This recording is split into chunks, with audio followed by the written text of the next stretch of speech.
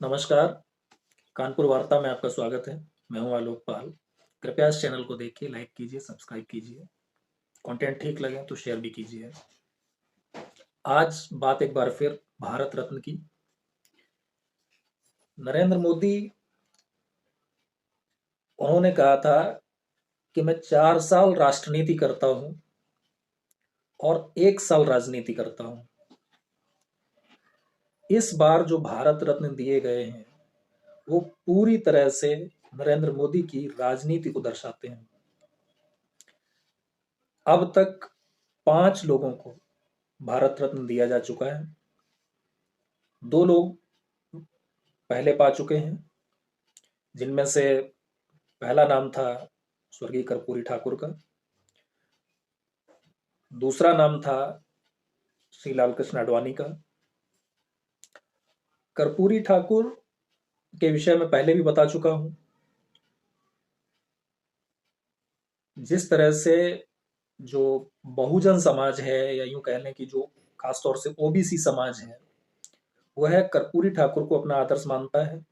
और जो लोग समाजवाद की राजनीति करते हैं वो चाहे अनचाहे कर्पूरी ठाकुर को अपना आदर्श मानते हैं।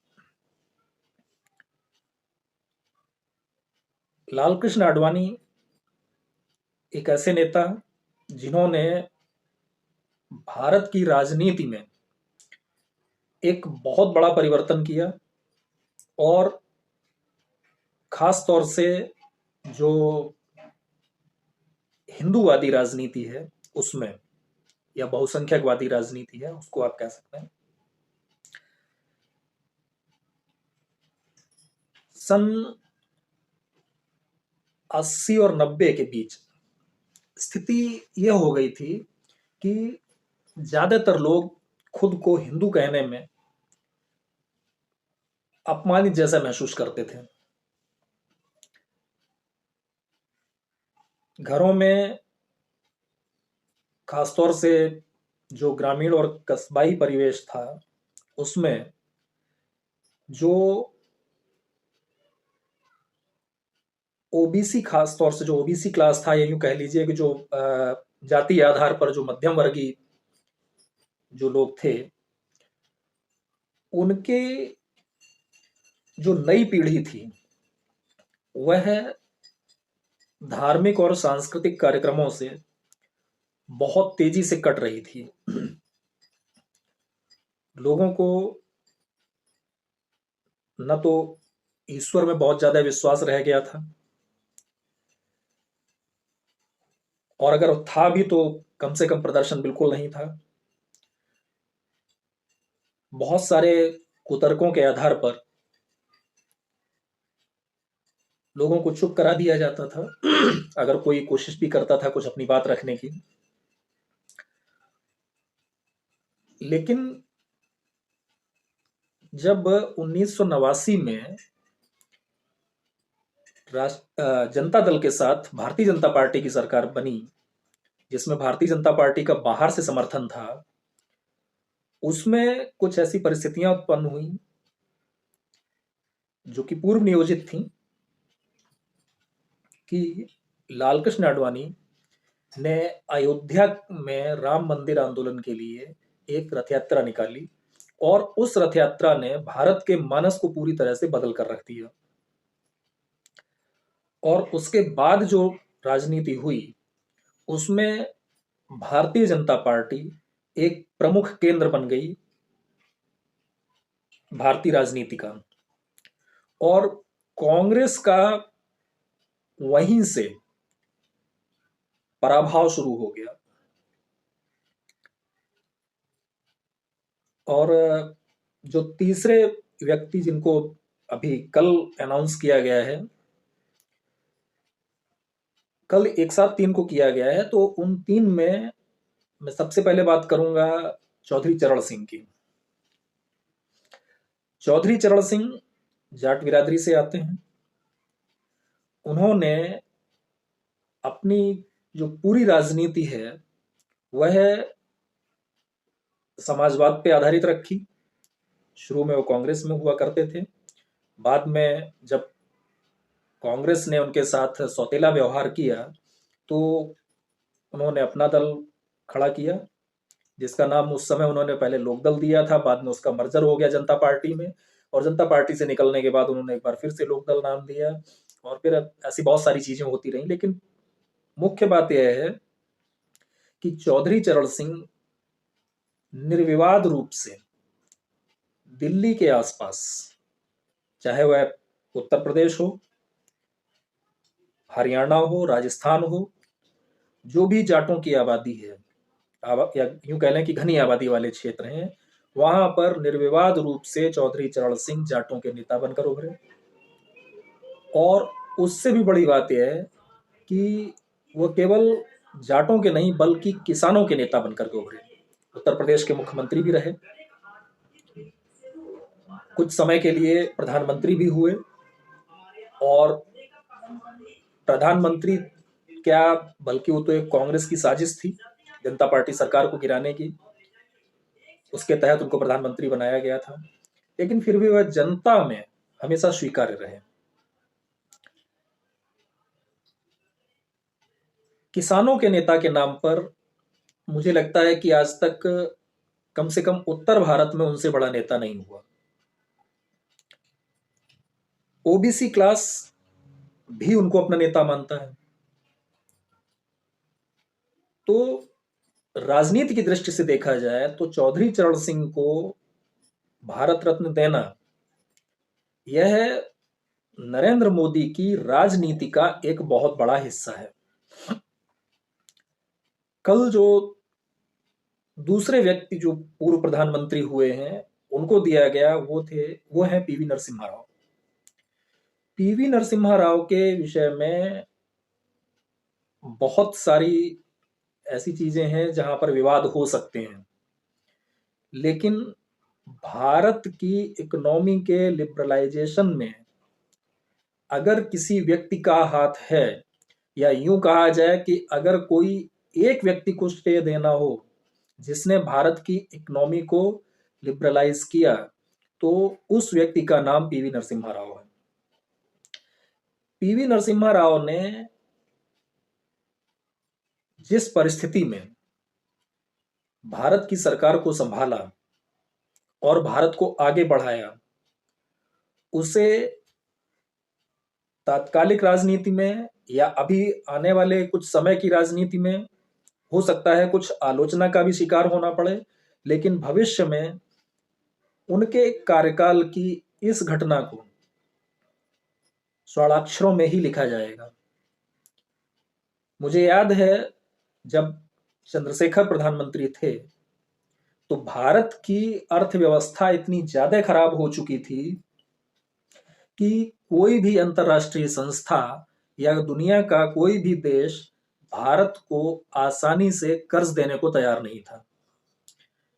अंतर्राष्ट्रीय संस्थाएं या अंतर्राष्ट्रीय बैंकों ने ऐसे कड़े नियम और शर्तें भारत पर थोपने की कोशिश की थी कि प्रधानमंत्री चंद्रशेखर को उन नियमों, उन शर्तों को मान पाना लगभग नामुमकिन था। उस स्थिति में कर्ज लेने के लिए प्रधानमंत्री मनमोहन सिंह, माफ कीजिएगा, चंद्रशेखर ने भारत का के पास जो सोना था उस सोने को गिरवी रखा था और गिरवी रख करके कर्ज लिया था। और उसी के कुछ महीने बाद पीवी नरसिम्हा राव ने सत्ता संभाली थी, चूंकि राजीव गांधी की हत्या हो गई थी उसी साल चुनाव प्रचार के दौरान। वैसे तो हो सकता है कि कांग्रेस सरकार में ना भी आती, क्योंकि जो एक फेज का चुनाव हो चुका था उसमें कांग्रेस की स्थिति बहुत अच्छी नहीं थी, लेकिन राजीव गांधी की हत्या के बाद जो दूसरा फेज हुआ उसमें कांग्रेस ने लगभग स्वीप किया और लगभग बहुमत के पास पहुंच गई थी। तो वहां पर उस समय की वरिष्ठता को देखते हुए और अनुभव को देखते हुए और सक्रियता, क्योंकि कांग्रेस में सक्रिय लोगों को आगे बढ़ाने की प्रथा नहीं है और पीवी नरसिम्हा राव लगभग निष्क्रिय हो चुके थे राजनीति में, तो उनकी वरिष्ठता, उनके अनुभव और उनकी निष्क्रियता को देखकर पीवी नरसिम्हा राव को प्रधानमंत्री बनाया गया। जब वह प्रधानमंत्री बने तो उन्होंने जो जरूरी कानूनी बदलाव थे वो किए।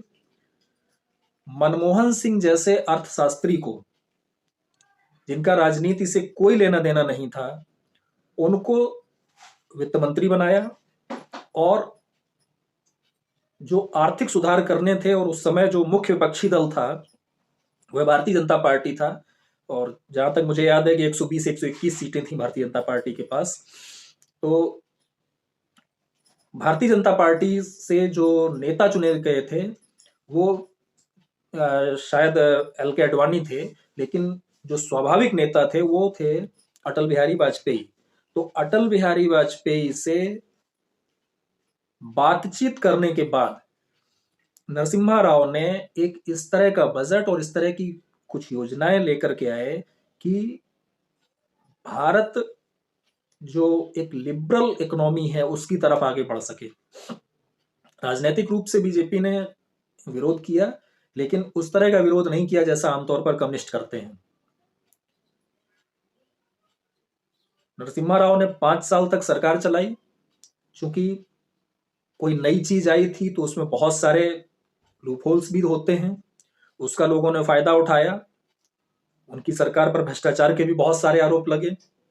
लेकिन कुल मिलाकर जो आज भारत की स्थिति बदली है, भारत विश्व की एक बड़ी अर्थव्यवस्था के रूप में दिखाई देता है, उसका अगर पहला श्रेय किसी को जाता है तो वह नरसिम्हा राव को जाता है। तो ये तो हुई उनको भारत रत्न देने की बात। अब इसमें राजनीति की जो बात है वह है उनका दक्षिण भारतीय होना। नरसिम्हा राव जो कि आंध्र प्रदेश से आते थे,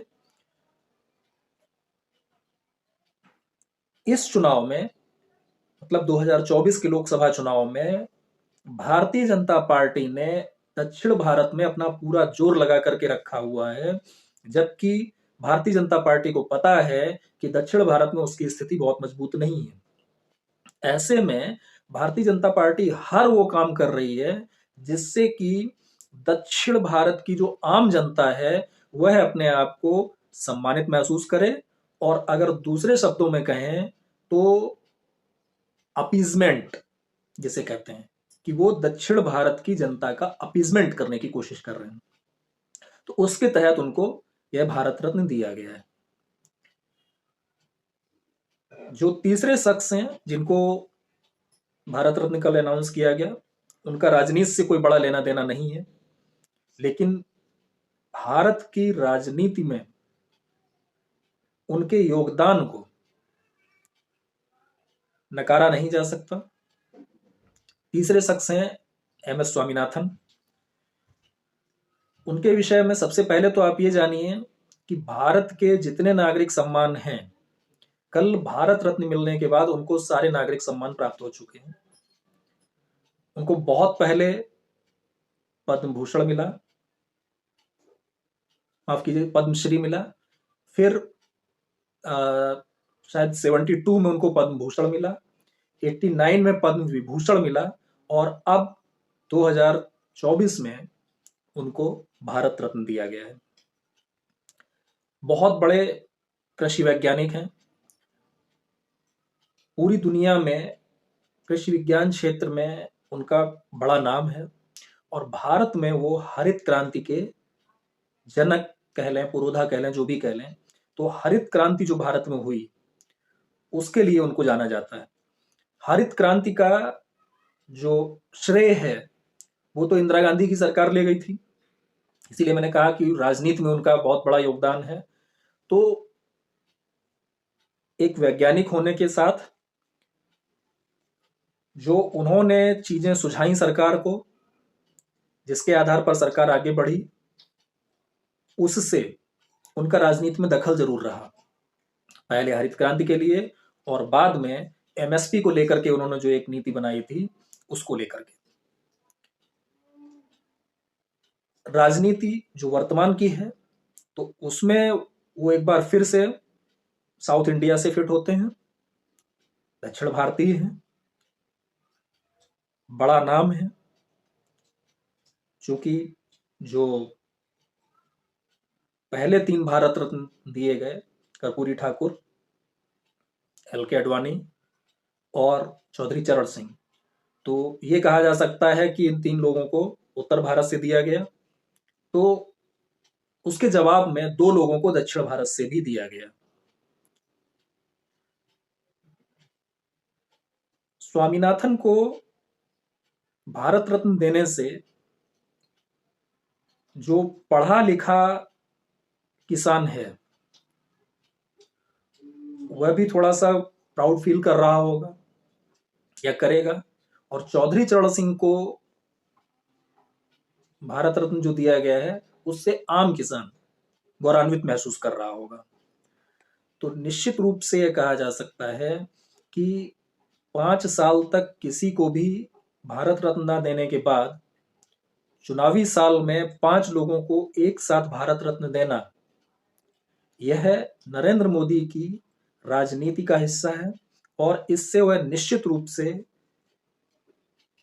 चाहे आप उसे अपीजमेंट कह लें या कुछ भी कह लें, वह यह कोशिश कर रहे हैं कि राजनीतिक रूप से कोई भी समाज छूटने न पाए जो जिसको वह आकर्षित करने में सफल ना हो। उनका प्रयास है कि सारे के सारे समाज राजनीतिक दृष्टि से भारतीय जनता पार्टी के प्रति आकर्षित जरूर हों। आज की चर्चा में इतना ही। आपसे एक बार फिर से अनुरोध है कि कृपया इस चैनल को सब्सक्राइब जरूर कीजिए। इस वार्ता को देखने के लिए बहुत बहुत धन्यवाद। नमस्कार।